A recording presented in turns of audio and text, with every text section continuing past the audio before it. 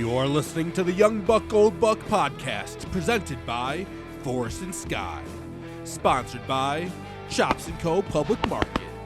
There we go. Heads up. Stretch him up. Dead bird.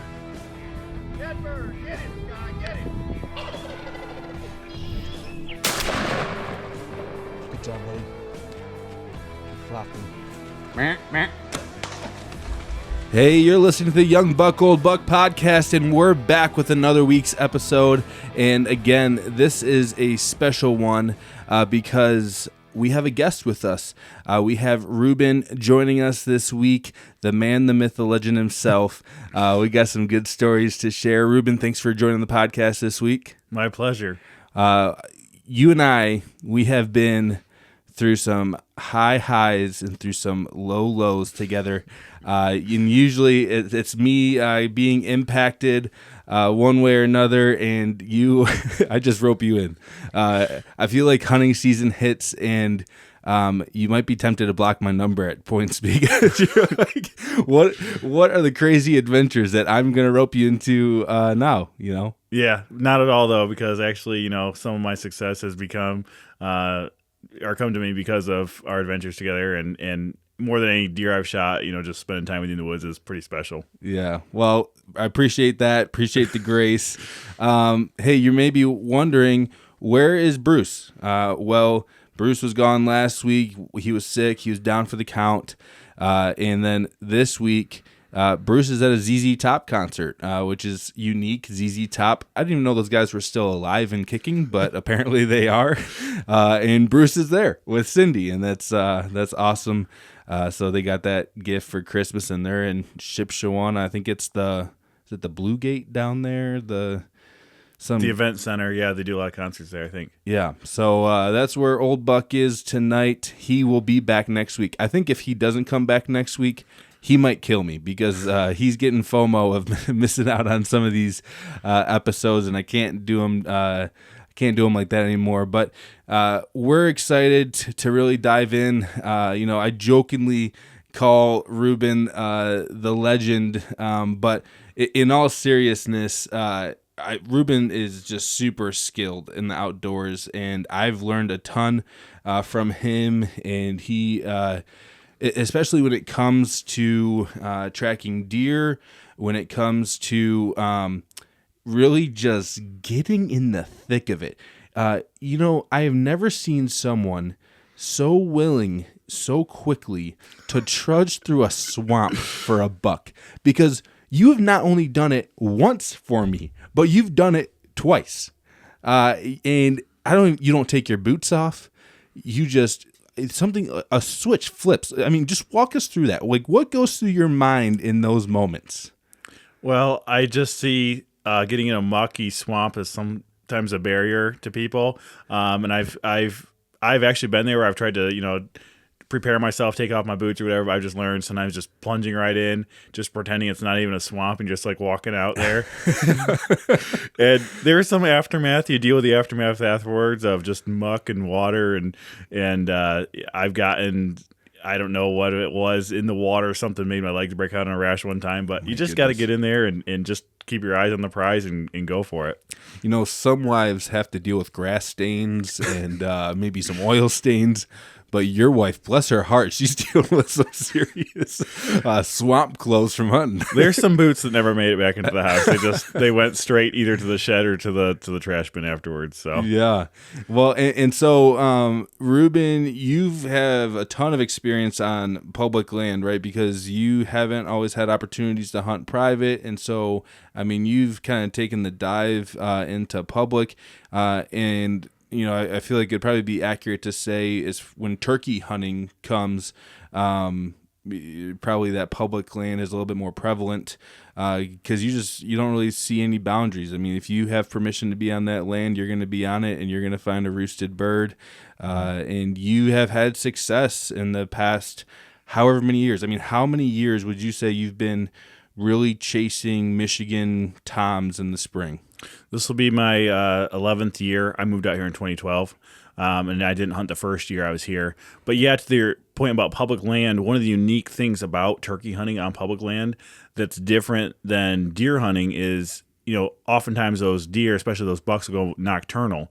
Well, the good news is turkeys don't go nocturnal. So, even on public land, I feel like the opportunities for these turkeys still exist, even on very pressured birds, even in really small spots. And turkeys' home ranges are typically smaller than deer too, so that's really played into the advantage of some of the success I've experienced here in Michigan. And something I really enjoy thinking about is you can get in on them when it's dark because they can't see you, and if you leave them there the night before on the roost, you know right where they're going to be in the morning. And those things, unfortunately, aren't true for deer. Otherwise, I'd have a lot more deer on my wall. Yeah, with turkeys, man, you tuck them in their bed, you put their head on their pillow and say goodnight and say, see you tomorrow. Yeah, my dad has a saying. He told me, roosted isn't roasted. So I've counted my turkeys before they've been shot a few times, and they can throw you some curveballs in the morning, but it's a lot more of a guarantee than any deer sightings are. Yeah. Now, okay, so you said 2012 is when you started hunting public out here? That's when I moved out here, and then 2013 would have been like my first deer season. I think it might have been 2014 would have been my first turkey season here. Okay, so let's call it 2014. Between now and 2014, how many people have you helped get birds? How many birds have you gotten yourself? So I've helped about 15 people get their first Michigan turkey. Or their first Michigan tom, and I've gotten one every year. So, and I've had a few people I've helped a couple years in a row. So we're looking at maybe about 28, something like that, birds that I've been able to and be fortunate to be part of the hunt. Yeah, that's incredible. And I have been a recipient. My first Michigan tom was with you, and I feel like in some ways you kind of ruined me because we went out there, you had this spot, I got my gun, you told me to sit down, at the base of this tree. We sat down, we heard a gobble within like the first, 5 minutes of the light starting to come up, and you started calling, and within 35 minutes, that bird was in front of me, and that bird was being carried out by me back to the truck. And so, that was an amazing time, amazing memory for me. I'll never forget, we went back to the truck. You brought out the famous, I have it sitting right here next to me, the famous Pure Leaf sweet tea. This is your staple. And if you are from Pure Leaf and you're so happen to watch this video, Reuben's looking for a sponsorship, and he promotes your sweet tea to every hunter he takes out in the woods. So you're all about the snacks. You stock up when turkey season comes along, huh? I am, and to be honest with you, I can't quite remember how the sweet tea started, but it is a staple. I think it was. Well, I guess I'll backtrack a little bit. With turkey hunting, there's so many late nights and early mornings. You're just out there looking for these birds, and maybe I was drinking some energy drinks or something, and just realizing like, man, it just doesn't quite feel right. And then I stumbled on sweet tea, and I thought, you know what? It's the spring weather. It's warm out.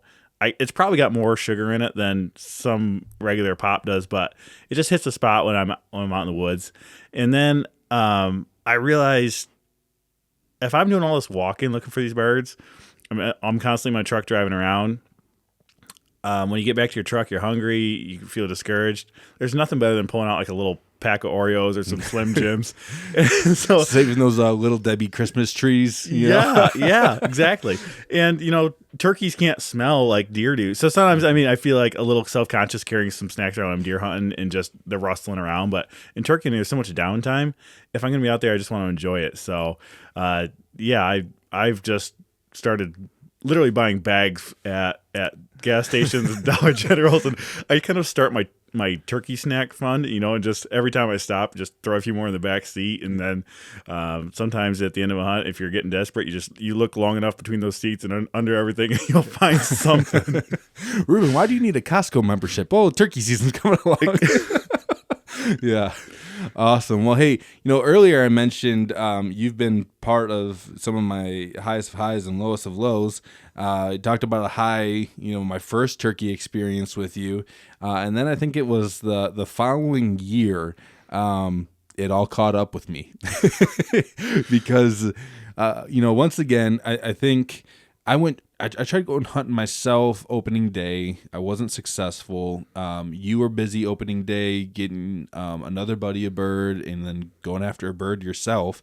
You guys both tagged out within like the first 6 hours of season being open, which was remarkable. And then just tell us about that. I mean, your buddy got a bird, and then how did you get your bird? Let's just hear that. So that was a really odd opening day. It was cold and rainy, and he got his bird right off fly down. Right, came right in. He shot it. We put it in the truck, took some pictures, and we were just driving. And we got out just to look in a field, and sure enough, there's a bird out in the field with a hen. And we run back to the truck, get off the road, grab my gun out of the case. I'm stuffing shells in it, as I'm making my way towards this field, and he's behind me, kind of, half crouch. We're walking up this field, and I'm going through scenarios of, we get out here, we verify it's a tom, it's one I want to shoot. Where are we going to set up? We walk out to the field edge, and I look up, and there's a bird just walking towards us through the rain. And I think there might have even been a little snow mix, but it was really bad weather. Mm-hmm. And I look behind me, and I try to make like the hand signal, like he's right there. And I don't know if he thought I was saying we're gonna set up right there or like what was going on. But all of a sudden, I realized I need to shoulder my shotgun because this bird is just walk like a beeline right towards me. And 35 yards, 20 yards off the road, or give or take some, this bird is just right in the field, and I just shot him right there. And so, we were tagged out way quicker than we anticipated. It was just a gift that he was in that field and walking towards us, and usually they'll pick you off. But, he just walked right into range, and we thought we were going to go 3 for 3. But little did you know, it was me you were taking along. You tag out. The next day, you, me, your buddy, we go hunting. This is my first time meeting your buddy, Matt. And, I'll never forget. I hope to get him on the podcast and hear his perspective of the story, because it is stinking hilarious the way that he tells this story. But, I hand him this nice camera. I'm like, hey, man, like, can you record the hunt? And he's like stoked. And so he's with me. We sit along the field edge in a group of trees. You're what, 30 yards away from us, kind of behind us? Yeah, you guys were kind of on the field end, this longer, skinny field. And I was more kind of kitty corner across the corner, kind of had the broadside view. And I think you gave me another camera. I think I was running a second camera too. But I didn't have quite as good a view because there was a little bit of brush in my way. But and so you were calling from back, which was super effective in that moment, because sometimes, birds will lock up at kind of a certain distance from a call. And so with you being that far back, that bird didn't lock up. And I mean, I'll never forget it. I'm sitting in this bunch of trees, and this tom walks maybe 4 yards next to me and just cruises right next to me, goes right to the decoy, and is putting on a show. And Reuben, what happens next from your perspective? So I'd been calling. This tom was not coming out to the field. It was pretty stubborn, and I think I had actually paused calling for a little bit just to try to give it a break and see if he'd come out. And I remember a couple things. One is I think I switched the camera off, set it down. I was actually pretty distracted by that point, thinking maybe the tom wasn't going to come in. And then I look up and I saw movement, and there's a raccoon in the field right by your decoy. Oh. And I thought, okay, well, the hunt's ruined now because there's a raccoon out there.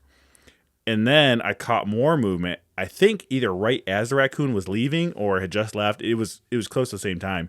And there's a turkey just making his way out into this field, and he broke into full strut. And I got that camera, and I turned it on, and I remember just trying to zoom in and out between the brush to get it to focus on this just beautiful strutting bird. There's some mustard out in the field, like some yellow flowers, and just thinking, this is picture perfect. And the footage is awesome. It is hands down amazing.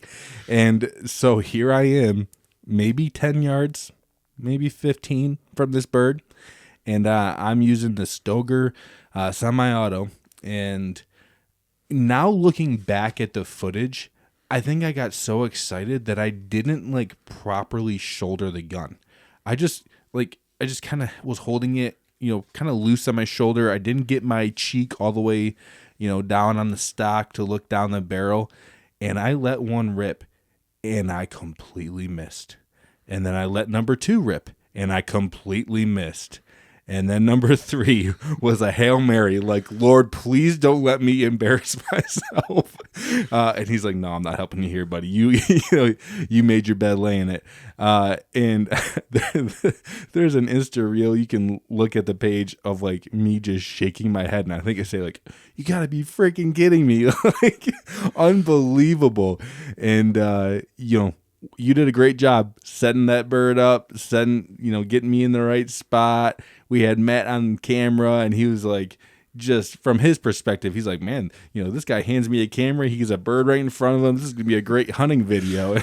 But too bad this guy can't hit the broadside of a barn.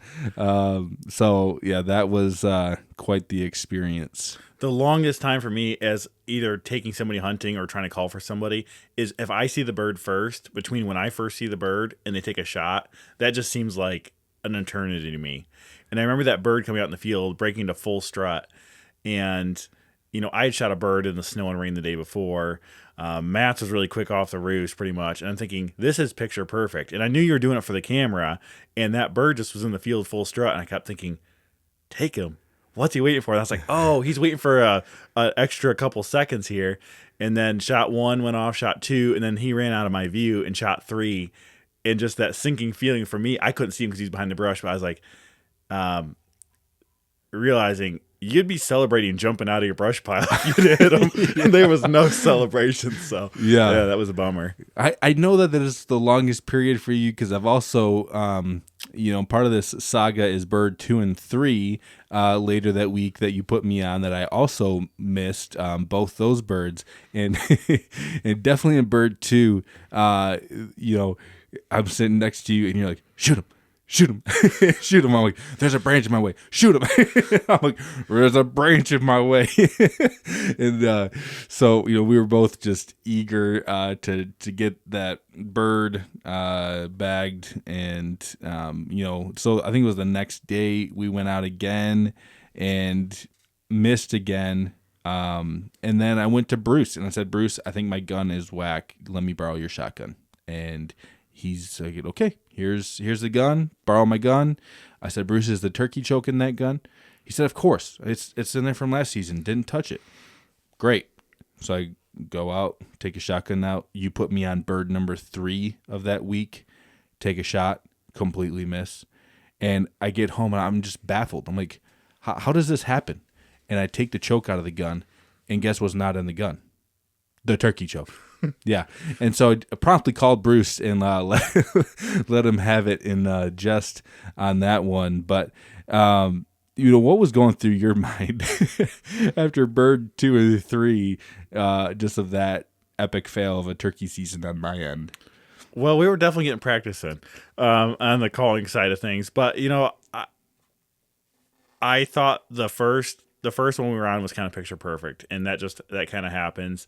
The second and third, it was just highs and lows, and just trying to encourage you that happens too, and just realizing that we all go through tough patches in hunting, whether it's bow hunting or turkey hunting or just finding game in general.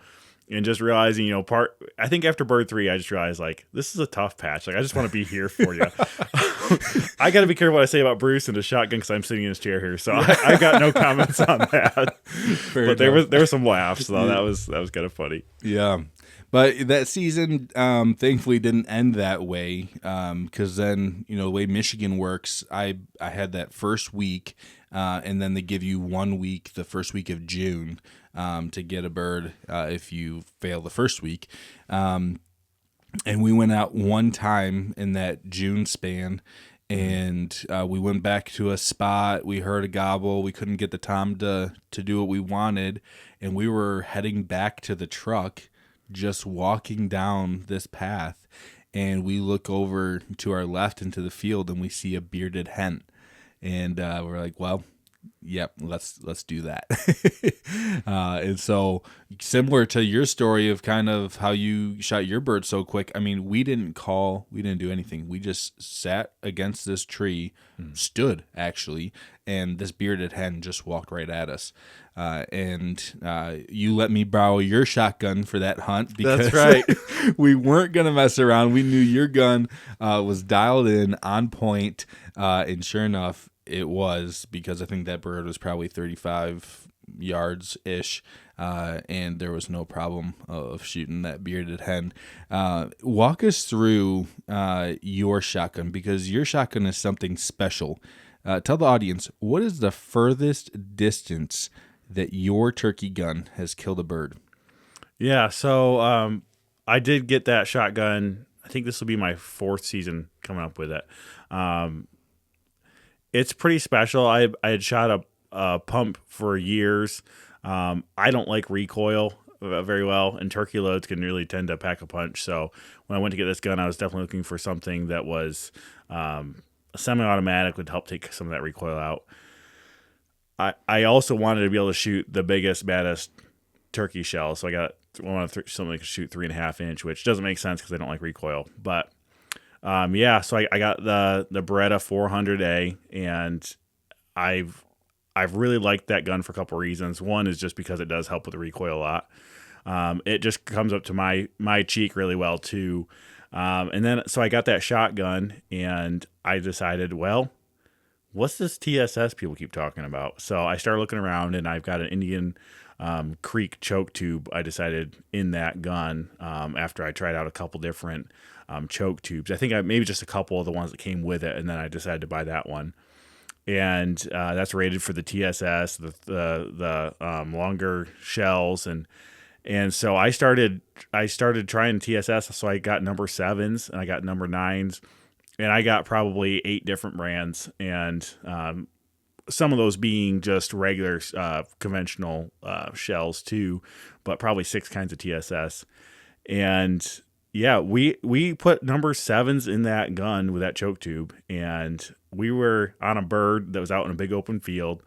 We were calling, and I ranged him at 80 yards, and that was kind of the max. And so I, in my way of saying, shoot him, I started telling the guys, shoot him. And then it was like 86 yards, and the bird was still going away. And I just kept saying, shoot him. And so he pulled the trigger. We paced it off. It was 98 yards.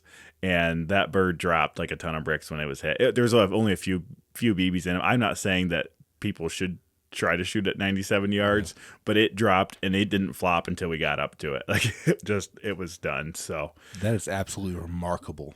Yeah. And you've killed how many birds with that gun now? Between me and other people shooting birds with it, we're up to about 7. Okay.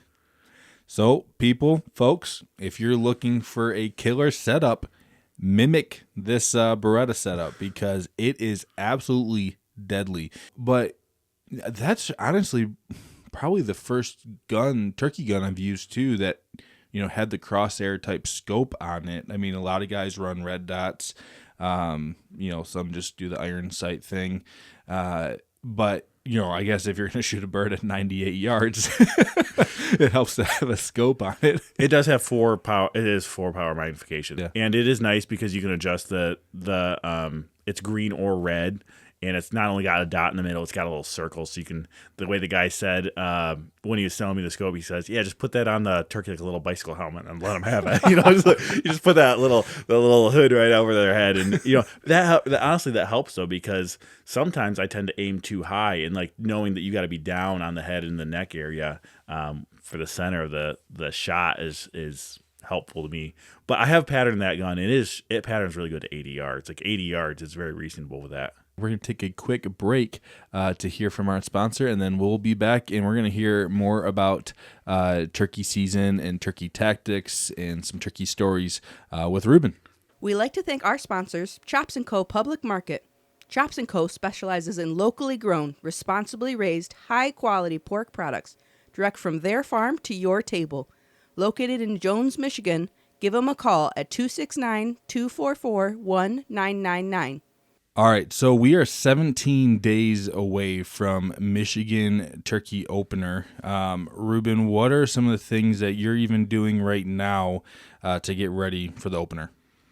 Yeah, so I mean, this time of year, the birds are kind of breaking up from their winter flocks. And so I've been keeping an eye out, driving around. It's hard to really pattern them this time of year for the majority of them, but I've got a couple roost sites that I know they've been in every year pretty much around this time. And so I've taken some walks looking for where they're scratching, looking for last year's acorns, certainly seen some out in fields, and just keep my eye out for some big groups of toms. I know that certain areas will have more toms than others. And then I'm just keeping an eye out too. I found a couple spots that have a lot of jakes in them. So just making sure I know, hey, if I hear gobbling or see a lot of sign in these areas, there's kind of jakes in those areas. And that just kind of puts up a red flag for me, just committing to those areas if I just hear gobbling or see a lot of sign. Not that there aren't toms in those areas too, but I do keep an eye out for bigger jake groups. Okay, so larger jake groups would equal stay away for now until you get signs that toms are showing up. Exactly. Okay. Now, how does your strategy change? You help people get on birds all throughout the season. Season goes from this year, I think it's like April 19th to June 7th. How does your strategy change as the season progresses? Yeah, so opening day and like even the story we shared earlier on the second day of the season, a lot of times those toms or turkeys will just be in almost a picture perfect spots. Just coming out to the field, strutting first thing in the morning. Pressure plays a big role. After you get a couple days in the season, maybe they've been spooked or shot at. And, Thanks for that one. Yeah, sorry, salt in the wound. But then. I've had a lot of success opening morning within a half an hour. I've tagged out more times than actually I would care to admit just so early. And that's actually what got me into taking more people hunting, is because I don't want my turkey season to end, opening morning. And then as you're transitioning into later April, early May, that's when you see those toms be a little bit less receptive. And typically they pick up a couple hens, and you'll start to see like what I call like a breeding flock sharing a roost site, that they slip into a more solid pattern as you go into May, and they're easier to pattern but harder to get. Mm-hmm. And correct me if I'm wrong, but I think there was maybe a couple of years ago where it was mid-season and you were able to hunt in the evening. And you kind of just posted up where you thought the birds were going to come back to roost, and you were able to kill a tom that way. And so it's not always morning hunting where you find your success. Right, and especially as we slip into those breeding flock time of year, which I would say maybe April 28th through the middle of May is kind of really usually hard to get the toms away from the hens. The hens do leave to lay eggs. So midday and then again in the evening is a great time. And that's actually one of the more exciting hunts I had. One with my friend Clayton. We were sitting by a logging road that went back to a roost site.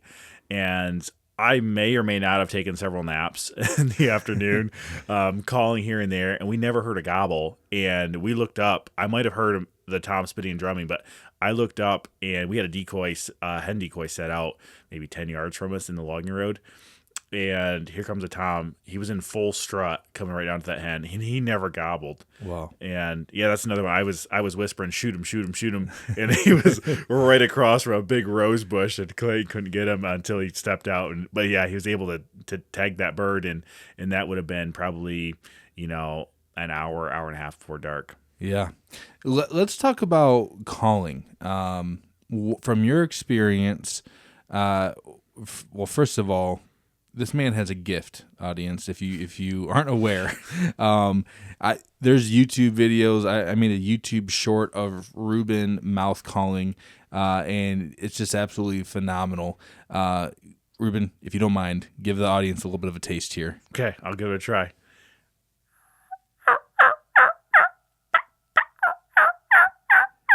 And I just want to confirm, there is not a mouth call in this man's mouth. That's 100% vocals. How long did it take you to master that? I don't even really remember when I started trying to do that, honestly. I think I had heard that it could be done, and I was intrigued by it. I may have also, I used to use a box call. That's what my dad taught me on. And those are really tough in the rain because the chalk gets wet and you can't make a good call. So I thought, hey, if I can call with my voice and just carry my gun and my license, I won't have a lot of gear. That's before I started carrying snacks and sweet tea everywhere with me. and the Cadillac, which we'll talk about later. Yes, yeah. I've gotten to be a little bit heavier of a hunter recently. But I like the ultralight approach, and then also not having hand movement when the turkeys were coming in. So I started trying it with my voice, and after calling in the first turkey with my voice, I was just absolutely hooked. That's amazing. Okay, so now talk to us about what you've learned over the years calling to turkeys, when to do it, when not to do it, how much, how loud, what does that look like? Well, my mindset towards it, and there's certainly room for different mindsets in this area, and certainly different approaches work. The way I think about it is each turkey's different a little bit, and it's like talking to people. There's general rules in conversation, but you really need to read body language. You need to read just the way the conversation's flowing. If the other person's uneasy, if you've got bad news for him, if you've got good news for him, with turkey hunting, you're essentially giving the Tom good news until he's in shotgun range. But you have to be aware of other hens that are a part of the conversation, because not only are you calling to that Tom, you're talking to the whole turkey flock. And you have to kind of know your place in that conversation and understand how those birds are going to perceive you. One mistake I made is it's really exciting to hear them gobble first thing in the morning on the roost. And you can get them fired up, but you're also getting the other hens fired up. They're on the roost there too. And I don't claim to read a turkey's mind, but there seems to be like a jealousy the other hens, especially a dominant hen, can get. And if you're too vocal too early, and it's not even shooting light yet, and it's sure fun to hear them gobble back at you, but that seems to really not produce better results once they fly down. Actually, it can be detrimental, and sometimes the hens will seem to fly the other way and take that Tom away from you. And I don't know if they're suspicious or if they're just trying to protect their pecking order in the flock. So there's really not a point to call a whole lot while they're on the roost. I've also heard that it can maybe, if you're calling from the ground when the birds are on the roost, they sometimes can locate you better too. And if you're moving at all, you're kind of busted at that point. Yeah, 100%. I mean, they're essentially twice as high as we are in tree stands when we're hunting for deer. And you just think about how well you can see all around you. Any movement that you have, they can pinpoint. Turkeys seem to be able to really pinpoint a sound and know where you are. Also, sometimes when you're walking into a roost situation, I like to wait to call until other turkeys are vocal, because sometimes you might know where the Tom is because he's gobbling, but I've been calling and all of a sudden a hen will yelp, in the tree I'm sitting under, like right behind me. Yeah. So I kind of try to know. I just try to figure out where I call them players, like where are the players in this game, like identify everybody, figure out who the boss hen is, figure out where the Tom is, and then before I call, if I want to adjust my position accordingly, I can a little bit. And then I do like to call a little bit. You'll usually see turkeys on the roost if you're in sight, and they're gobbling. Usually they're kind of crouched down on the limb. First thing at first light, and then they'll stand up, sometimes walk around, kind of preening a little bit. And then when they start looking, you can see them looking towards the ground. They're thinking about a fly down spot. And so in that time frame, sometimes I will just try to be a little bit more aggressive in calling. And just like a conversation, I'm not thinking so much about, technique and technicalities and overthinking it. I'm just really trying to talk to that turkey. So when he'll gobble, I'll yelp right back at him and just let him know I'm interested. Come on over here, and just try to kind of start building that communication. When he'll gobble, I'll yelp back. And then if he's not really gobbling much, maybe it's a wetter, colder morning or something, I'm not trying to force myself on him if he's not interested in talking. And that's kind of what happened a little bit on the first bird that completely whiffed at.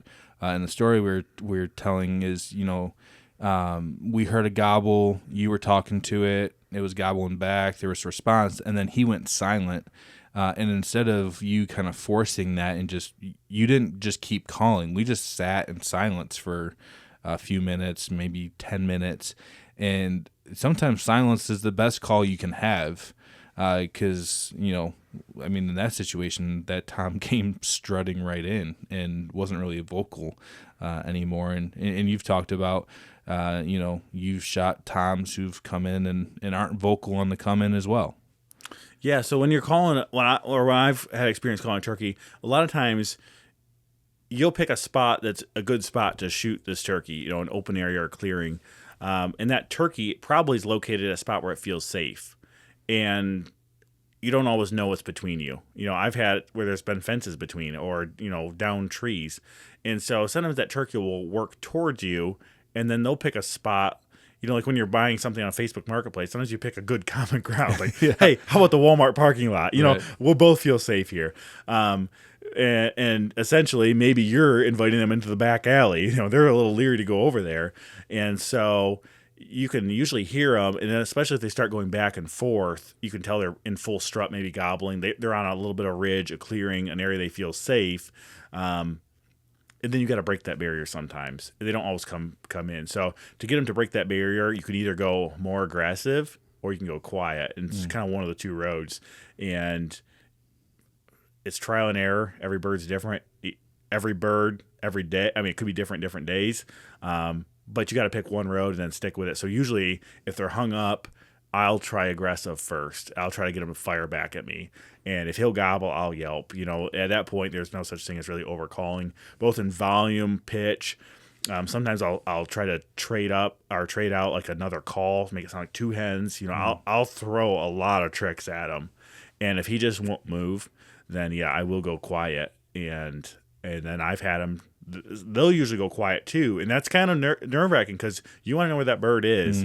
But go quiet and then just sit there. And sometimes they'll gobble, and they'll be closer, or sometimes they'll just walk in quietly. Yeah, and so heavens, people, if you have a turkey gobbling, and it goes quiet on you, do not just pack up and walk away. No. At least give it 20 minutes to make sure, that things are playing out how you think they're going to play out. And turkeys have all day. I mean, they're not trying to go to work or do anything else either. So, if they're going quiet, and then sometimes I've sat there and we both been quiet for a long time. And more than I'd like to admit, I've stood up to try to see, like, where was this bird gobbling from? And he'll still be right there just being quiet or be working towards me. So if I'm quiet and they're quiet, I almost never would just move towards where that turkey was without hearing them gobble again. And then if you've been quiet for a long time, maybe fire it back up and try to get them gobble just before you would reposition or something. But yeah, don't spook them. Okay, so that's calling. Now let's switch gears a little bit. Let's talk about gear. You mentioned when you first started off, you were going super light. You've added some weight since then, and it's not because of the little Debbie cakes and the sweet tea. It's because what you're bringing with you. Yeah. We talked earlier. I mentioned the Cadillac. I'm going to show a picture of it right here.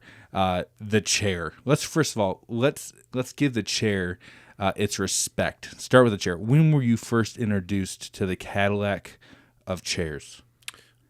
About 5 years ago, 5 or 6 years ago, and I was wandering through, I think it was Sportsman's Warehouse, and just looking at all the gear they had, and I saw these chairs in those bins, for sale, and they have stools, and I pulled out this chair, and I was looking at it. Maybe I saw the display, and I thought, that funny thing looks like it'd be really hard to get up from, and just kind of, I don't know what struck me. I'm going to try it out right here in the middle of Sportsman's Warehouse. So I sat down in that thing, and it is hard to get out of. Not because of the angle, but just because it's so comfortable. Yeah. It 100% beats sitting on cold, wet ground, against a tree, whatever. I mean, you still want to put it in cover. You still want to put it against, having a tree as a backdrop. But good night. I mean, it is just a game changer. I feel like it produces less movement because you're comfortable, you're relaxed, you're sitting. And for me, what I love about it is it puts your knees right where they need to be to kind of put the gun as a tripod or bipod or whatever, a gun rest. Wouldn't you say? I would say so. And my dad had always taught me when a turkey's coming in to slouch kind of down against a tree and lift your knees up. My dad is known for zero movement tolerance when he's turkey hunting. I mean, he probably sits by the same tree from when he hears the first gobble and could hold still until that tom worked in just before noon. He's very disciplined in that. I'm a little more restless, so I would agree with the chair. It really supports your back and keeps you dry, but it's also very comfortable, and I have taken naps in them before too. So there you have it, people. They're worth it. I think, Reuben, when you first got it was $20. It's gained some traction since then. I think I just spent $40, but it is worth every single penny. And I should get some royalties because I talked Bruce into getting one too. I think he has one on order as well. So, all right, there's the chair. What other gear have you had success with when it comes to turkey hunting? Yeah, so first of all, besides giving the chair its due respect, of course, but probably the most important piece of turkey hunting equipment is my binoculars. And I carry those. I put them in my truck the other day, just looking for birds. Their eyesight is what sets them apart from any other animal in the woods that I pursue. So those binoculars, they don't equal the playing field, but they do give us more of an advantage than just our regular eyesight. And turkeys can hold still. They can hide in brush. They can be up on roosts. Glassing fields, sometimes all you see is a little red head out, especially later in the season. A taller hay field, you're just looking for a red head up in that grass, and also like remembering that they're in flocks. Identifying other turkeys, and you might see a big strutting tom, but are there hens in the wood line? So binoculars, very important.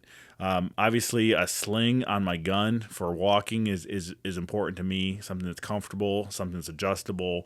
Also, that's not going to be in the way or loud or flapping in the wind is important. I really like my pouch. I transitioned this year. I got a belt pack, which I've typically had, but this one has like suspenders that come over my shoulder. It is bigger for more snacks.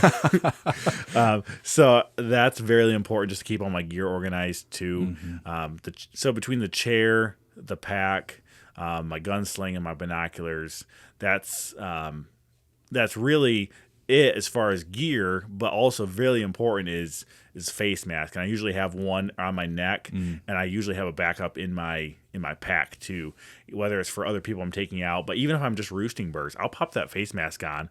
Our faces in the spring here in Michigan are usually pretty white. Yeah. They can really stand out, and turkeys can really pick those out. So trying to be aware of gloves, face mask, and just keep myself and my skin covered up. That is so true. The hunting public just released a video comparing different types of camo specifically for turkey hunting, and they took pictures of like 5 different camo patterns. So you have your bottomland, you have your mossy oak advantage, First Light was on there, and then a couple others. And the biggest thing that really made a person stand out in any tree scenario, if it was a pile of brush or against a big trunk, was always the hands and face. And you could, if someone was wearing a good mask and was just their eyeballs and they had gloves on, they would blend right into the background. I mean, it was really hard to see them from 20, 30 yards away. But if they weren't wearing a mask, you could pin them like that. And another thing that was really interesting too, something to think about, was the bills of hats. It creates a shadow that sometimes is unnatural versus just having like a face mask and no hat. That combo blended in way better than someone wearing a billed hat. So just something to, I guess, reference and to again confirm what you're saying. The mask and glove combo is super crucial if you're trying to blend into the woods. Yeah, and I do like having a second one, especially either in my truck or my pocket, because they do find their way working out of your pocket or wherever else. So that's a good point. Yeah, I hadn't thought about my hat bill. That's something I should keep in mind too. Yeah. So 17 days away from turkey opener. You and I, we're doing something a little different this year. We have entered in a local turkey competition that's sponsored by Michiana Monsters. If you're local, I think it's Cass County, St. Joe County, and then the northern Indiana counties like Elkhart and things like that. They're putting on a turkey competition. It lasts all season long, and you get points based off of bird weight, beard length, spur length, and then there's some bonus categories that we are taking advantage of this year. One of the bonus categories is having a youth hunter with you.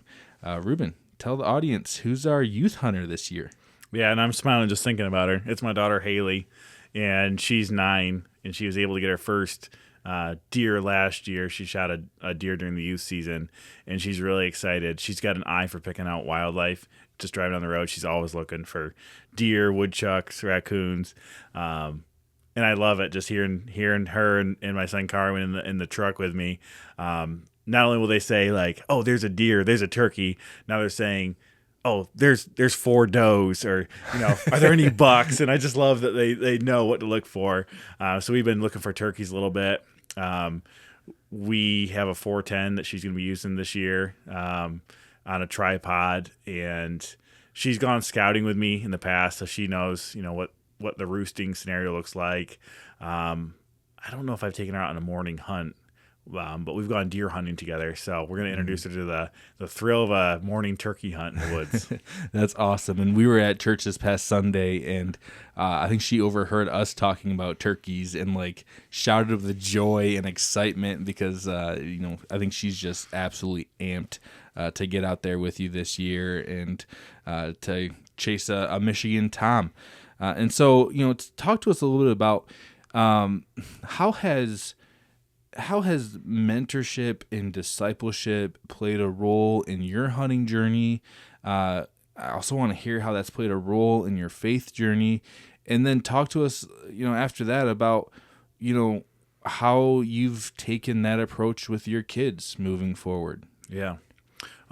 So this is a great topic. I've mentioned my dad several times in our conversation tonight, and just the thought of hunting wouldn't be complete without me acknowledging what the role he's played in mentoring me as a hunter. Just as a young boy, I remember sitting on the tree stand, swinging my legs, and it probably costing him a lot of deer that he could have shot if I've been holding more still. And then him taking me turkey hunting. My very first turkey hunt was a really cold morning. It was a youth season in mid-April in Western New York, where I grew up. And we heard 3 toms gobbling all around us, and it was cold, and I wanted to go back home. And my dad, I remember just patiently explaining, like, I think these toms will come in if we could just hold still. And I remember looking at my brown glove sitting next to me at the tree, or maybe I had them on my hands, maybe I put them on. I just remember looking down and thinking, I don't know if turkey hunting's for me. Wow. And I was 12, and my dad's just patience with me in that moment.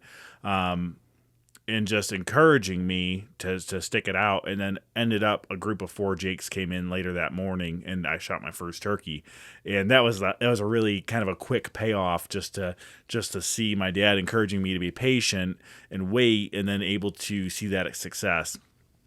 And patience is something that I can struggle with, and that's why I like turkey hunting. Partly it's because they talk back to you. You can sit hours in a deer stand, or you can be pursuing other game for days or even a whole season, not even know if they really are existing on that property or even hunting.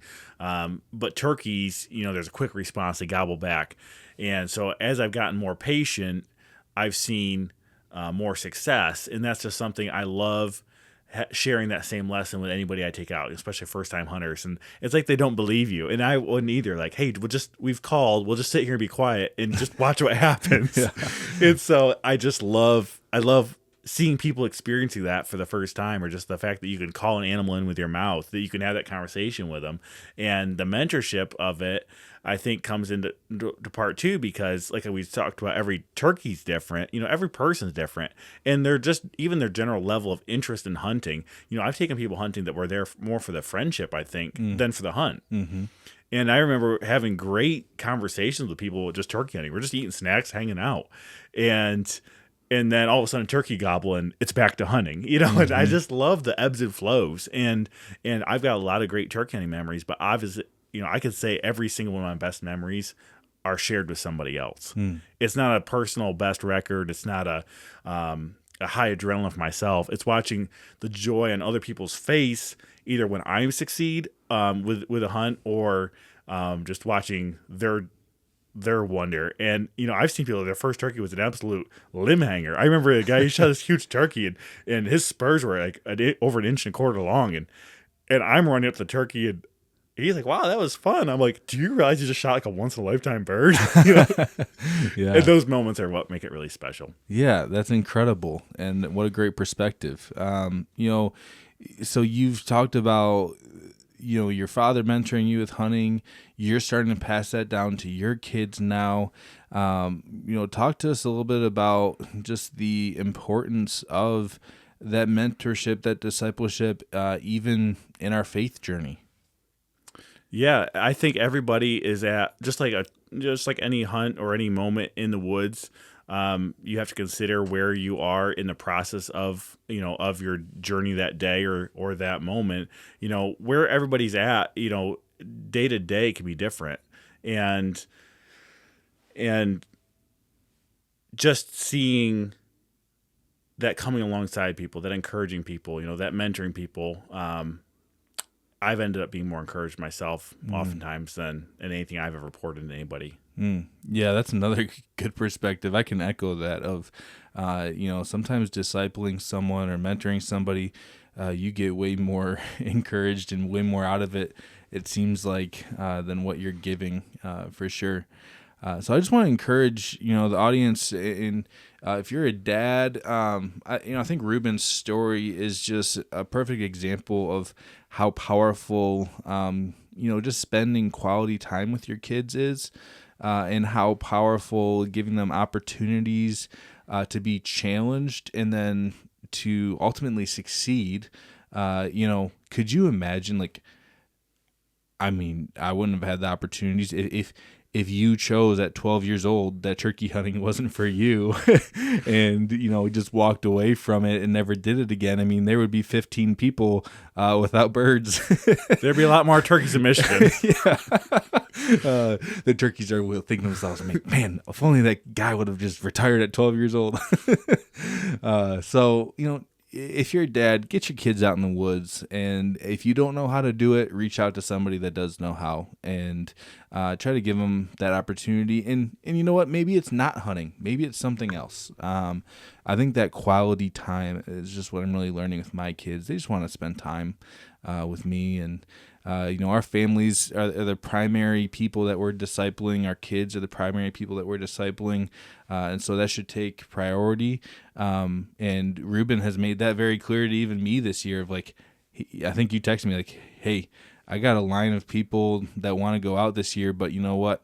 My daughter's the number one priority. We're getting her a bird first before I even think about, taking anyone else out. And I think that's important. And then, kind of going from there. Yeah, and I think just a mental adjustment in that process has helped me in realizing, if I'm just running by myself, mouth calling with a shotgun and 2 shells in my pocket, I can cover a lot of ground. I can go through those swamps we talked about. Picture it like you're taking a shopping cart out in the woods from the Walmart parking lot. You can't go everywhere, right? Yeah. And if you try to, you're going to get frustrated and the cart's going to get stuck.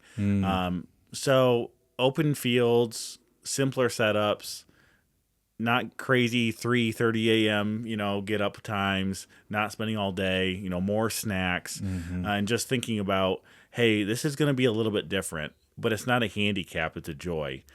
And just taking that mentality really helps it be enjoyable for both myself and the person I'm taking, I think. Man, Reuben, that is so good. Such a good reminder, because I think sometimes I can struggle with that. I have this incredible expectation that we're going to have this wild experience and hunt, and I want to drag somebody through a river and through a swamp and this, that, and the other, and it just ends up being a terrible experience. And I think we can sometimes overdo it, and sometimes simpler is better, and really just enjoying those sweet moments of the quality time, in kind of adjusting your expectations. That's really good. So let's jump into what we call segment 3, where we talk about the Lord and what the Lord's teaching us. You've already shared some great things in the realm of discipleship and mentorship. Talk to us about what has the Lord been kind of teaching you lately and putting on your heart. Yeah. Where to even start? There's a list. I got a lot of stuff I got to work on. I read some sections from Nehemiah recently, probably about a week ago, and it's just been something I've been mulling over a lot of implications in different areas of my life. The part where Nehemiah, the Jews had been in exile for about 100 years, give or take, maybe 95 or so, and then they're going back to their homeland, and they're rebuilding, and the effort was started and stopped, multiple times. It spans, quite a few years, but at one point in the account of what was happening there was so much to repair, there was so much to do, and the people were getting overwhelmed. There was also some threats of danger from the outside, and Nehemiah's instruction was to just work on the section of wall that was by their own home. And just the thought of if you're feeling overwhelmed, which I've been, kind of with work recently, or some just things in life, can feel like where to even start. There's so much to do. But just building the wall right by my house. And I mean, as a Christian dad, that's really, the home is where I want to spend time and effort too. So, exactly, my four walls where I sleep at night. Mm-hmm. And just thinking about relationships in my family and not worrying about everything that could come at me or could happen, but just really focusing on what the next step is, putting the next stone into place, if you will, starting with my own house and family. Yeah, no, that's really good.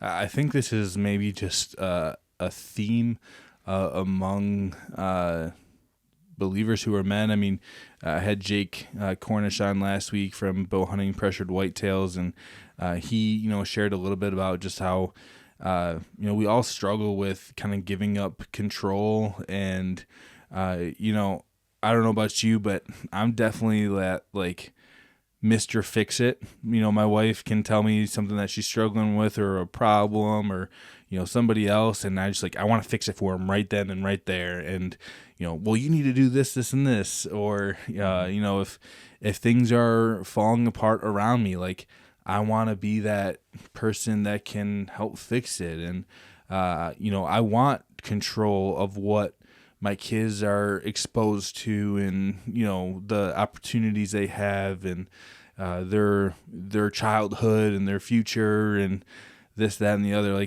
I want full control of that. But I got kind of wrecked this morning. We met as a staff at camp, and we do this every other Wednesday, and we just sing worship songs together, and our staff rotate turns leading us in worship. And one of the women on our staff led this song called Control by 10th Avenue North. And here's the chorus that kind of just wrecked me. It says, "God, you don't need me, but somehow you want me.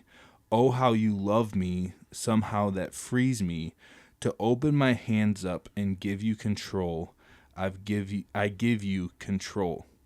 And then the next verse says, "I've had plans shattered and broken, things I have hoped in, fall through my hand. You have plans to redeem and to restore me. You're behind and before me. Oh, help me believe."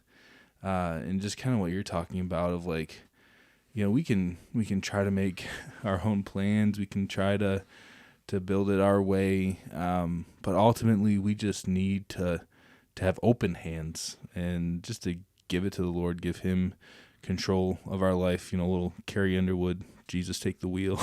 Yeah. Right. So yeah, no, that's really good. Any final thoughts in any of that realm? I think tying in with that, and just also tying it in with hunting and some things I've struggled with a little bit is just my hunting time and trying to control that and getting really panicked. Man, maybe I don't get the mornings I want to. Sometimes I'm trying to get out the door and just something comes up, and it's easy to get flustered, to lose patience. You can't take back words you say. I've got a wonderful wife with 4 children. Their world doesn't revolve around me trying to get another hour of turkey hunting in. It should be the other way around. And so just realizing, keeping the important things in life straight, doing the right things.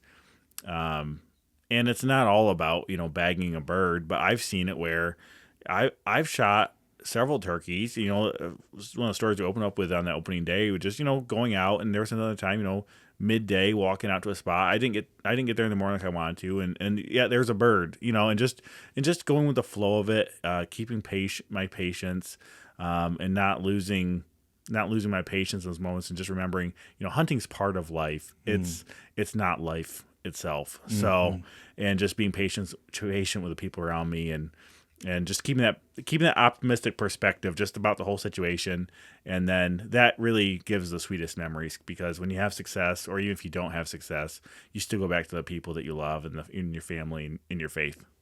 Amen. I don't even have to say anything after that, because that was awesome. Well, hey, Reuben, thank you so much for joining us this week. I hope you don't mind, but I'm already penciling you in before deer season kicks off, because we have some deer stories that we could go over. And again, you have had an awesome experience in the whitetail woods. But thanks for enlightening us and sharing a little bit of your turkey knowledge and experience. You know, and I've learned stuff, and I know you, and we're friends. But you've hit on some just good reminders as we go into this 2025 season. So if your guys are going out in a couple weeks, best of luck to you. If you're down south, it's already started. I mean, people are chasing birds already. So here we go. But thanks for listening this week. As always, like, subscribe, follow, turn on notifications. It helps us a ton. Download it if you're on Spotify. If you have questions, email forest.sky.hunting@gmail.com. Again, forest.sky.hunting@gmail.com. And we will be back next week, and Old Buck himself will be back in the chair. So stay tuned.